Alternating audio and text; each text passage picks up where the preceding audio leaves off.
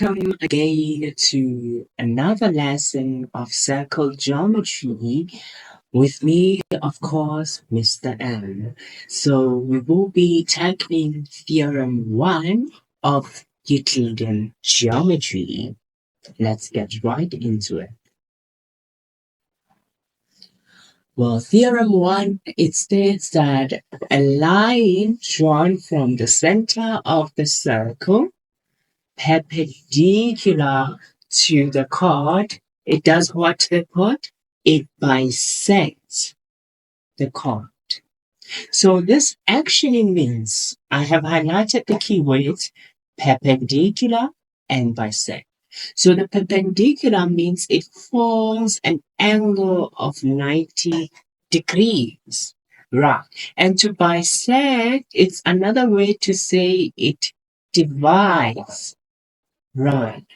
Or it cuts into two equal parts. And then we can see that the terminology that we have used, because we have done terminologies in our first lesson, we can see that the terminology that is involved here is what? Is a chord. And remember, a chord is a line drawn from the circumference of the circle, passing anywhere except the center to what? To the circumference of the circle. Interesting. So now we are going to try to prove what it actually means, this theorem. So what they want us to prove will be known as what? As the RTP. So always write your RTP so that it can be a guideline when you are dealing with your problems. RTP basically stands for required to prove. To prove. So if you have written your required to prove, now you know, okay, at the end, I have to show that this is actually that. You get the vibes. So sharp. Moving on. So we have our diagram here for our first theorem, right? So we can see for first theorem, we can name our center O, right? I'll name it center O because even in an exam, they won't actually name it center O. And then here I might name it anyhow. I can say it's A, C, and B.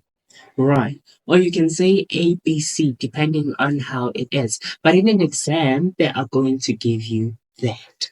So now, first thing or step number 1 that you need to do. Number 1. You write what? Your RTP. Your RTP, which is your required to prove. You are required to prove that this line that is perpendicular to this chord, it will divide this chord into two equal parts. Right. In essence, you are going to prove that AC is actually equal to what? To BC. Right. So meaning you're going to prove that this part is equal to this part. Right. So now, ladies and gentlemen, when you are doing that, you firstly are required to do what? Are required to construct. So our step number 2 will be what? Constructing. Right. So what are we constructing? We are constructing from the center to the circumference of the circle, also from the center to the circumference of the circle. And what did we learn about a line that is drawn from the center and ends at the circumference of the circle? We have learned that it is what? It is radius. So because it is radius, we are going to write here, construct what? A radius, or we can say construct because there will be two radiuses. We'll be saying construct what? Radii. Radii what? And then now you need to name the radii that you are constructing. As I put it on your diagram, it's also a mark. Right. And then I put it here Perfect. So we construct the radii O, A, and what? And radii O, B. Interesting. So now that we have actually constructed this, so what can we do now? We know that if they are points or they are lines that are drawn from the same point and they end at the same part of the circle, they should be equal. Hence, I always say all radii are always equal. Always what? Equal. So even if I try to construct a radii from here to here, this radii will be equal to this radii. And if I construct from there to there, this radii will equal to the other radii.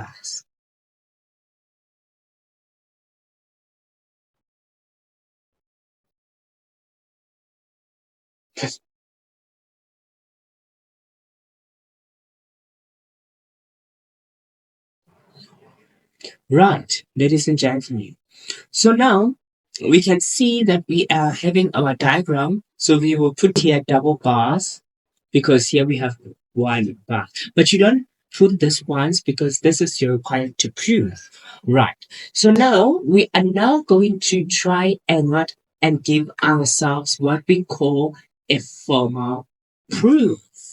So what exactly is a formal proof? Well, with a formal proof, you need to actually look at what? Look at your diagram. Look at the points that you are actually given. Let us go back to our diagram. We are given that the OC is perpendicular to what? To AB. Basically, C, it is now having this thing here. This is another angle. Right. So meaning this part here, it is equal to 90 degrees and this also equal to 90 degrees. And then we can name this one C1 and name this one C2 to make our lives easier. And then when we come to a formal proof, we will start with what is already given. What was given? We were given that C1 it is equal to C2 and they are both equal to 90 degrees. And what is your reason? The reason is given. You have been given that C1 it is equal to what? 90 degrees. So if you have been given that C1 it is equal to 90 degrees, you can therefore conclude that C2 it is equal to what? It is equal to 90 degrees too. Why? Because of what? Of angles on a straight line. Angles on a straight line. What do angles on a straight line do? They add up to 90, 180, sorry. They add up to 180 degrees. Perfect. So because those angles add up to 180 degrees, no, we have a 90 here. So basically we're going to say, oh, for us to find C2, we're going to say 180 minus 90, which will give us what? 90. So basically what they are saying is that C1 it is equal to C2 and they are both equal to 90 degrees. And now going back to our diagram, we can see that we are having OA and OB. And what did we say about the OA and OB? We have said that they are the radii or radii. So if they are the radii, we know that they are lines that are drawn from the same point and end at the same point, meaning the distance between them is what? Is equal. So if the distance between them is equal, we are now going to conclude that, okay, OA is equal to OB. Reason being, radii, they are equal. Interesting. So now, also we look at the final part. Remember, now when you are going to prove the formal way, you need to give at least, my at least is wrong, at least three reasons why. So I have given this first reason, the second reason, so I am left to give the last reason. And the last reason, ladies and gentlemen, when you are dealing with question 1, just know that that line on the center of your circle to the chord, it is your reason. This line, OC, will now be your reason. Remember, this OC now has triangle number 1 and triangle number 2. Can we imagine it? This is the first triangle, right? And this is the second triangle. But these triangles have one thing in common. They have what? OC in common. They both have OCs. So meaning I can come here and write that OC, it is equal to OC. Reason being, they are common. Maths isn't that bad, is it? It's not that bad. So we can see that it's everything that we have learned. Are we okay? Like it's everything that we can see, so we are able to visualize. So now, because we have proven this, now we can rush into concluding. So because we want to conclude, now we're going to say what? This question is only 5 marks, ladies and gents. So because it's only 5 marks, so we don't have to go much. We already have a mark for constructing, and then we have this mark, we have this mark, and we have that mark. So what we can do now is to prove our congruency. We have proven our congruency, so therefore we can say in triangle what? OCA and triangle OCB. Right, in triangle OCA and triangle OCB, we can see that, what is it?